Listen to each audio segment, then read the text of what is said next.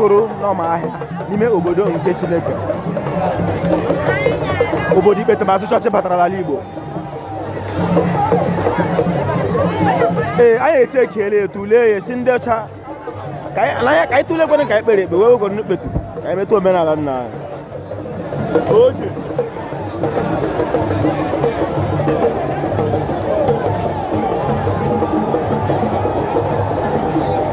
Igbo mụrụ nze bụ ọzọ, obi dị m ụtọ na omenala dị n'ime m dịka onye Igbo. Maka ihe doro anya na Chineke onye Igbo dị n'ime omenala Igbo. Na ọ dịghị otu ndị Igbo si aga n'ihu ma ọ bụghị site na omenala nna anyị. N'ihe mere onye jidere onye China mfe bụ na onye China ji omenala nna ya jisie ya ike, onye India ji omenala nna ya jisie ya ike, ma onye Rome ma onye Britain ji omenala nna ya jisie ya ike. O doola anyị anya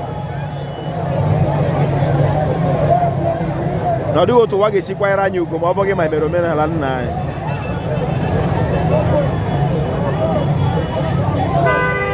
Lee ya be nna m.